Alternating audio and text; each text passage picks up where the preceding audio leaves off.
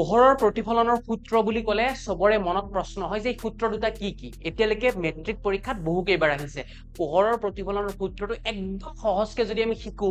ধৰি ললো এইখন এখন সমতল ঠিক আছে এই যেডাল আহিছে এই অহা ৰশ্মিডালৰ নাম হৈছে আপতিত ৰশ্মি যেডাল ৰশ্মি গৈছে এই ৰশ্মিডালৰ নাম হৈছে প্ৰতিফলিত ৰশ্মি আৰু এই যেটো পইণ্ট এই পইণ্টটোত কাৰবাৰখিনি হৈছে এই পইণ্টটোৰ নাম আপতন বিন্দু আৰু আপতন বিন্দুত এডাল লম্ব টানিছো সেইডালৰ নাম হৈছে অভিলম্ব এতিয়া প্ৰথম যেটো সূত্ৰ হেইটো হৈছে বেলেগ একো নাই চকু মুজিলেও তোমালোকৰ মনত থাকিব এনেকে ভাবিবা চকু মুজি ইমাজিন কৰিবা যে কি আপতিত ৰশ্মি অহাডাল যোৱাডাল প্ৰতিফলিত ৰশ্মি আৰু আপতন বিন্দুত আমি এডাল কি টানিছো লম্ব এই তিনিওটা বস্তু কেইখন সমতলত থাকে এখন সমতলত থাকে হেইটোই লিখিছো আপতিত ৰশ্মি প্ৰতিফলিত ৰশ্মি আৰু আপতন বিন্দুত টনা লম্ব একেখন সমতলত থাকে বুজি পাইছা দ্বিতীয় সূত্ৰটো হল কি এই যেটো কোণ আপতিত ৰশ্মিডালে বনোৱা কোণটোৰ নাম আপতন কোণ তাক ইংৰাজীত কয় এংগল অফ ইনসিডেন্স এইকাৰণে আই আখৰেৰে বুজো আৰু প্ৰতিফলিত ৰশ্মিডালে বনোৱা কোণটোৰ নাম প্ৰতিফলন কোণ যাৰ ইংৰাজী এংগল অফ ৰিফ্লেকশন আৰ আখৰেৰে বুজো এই দুটা সমান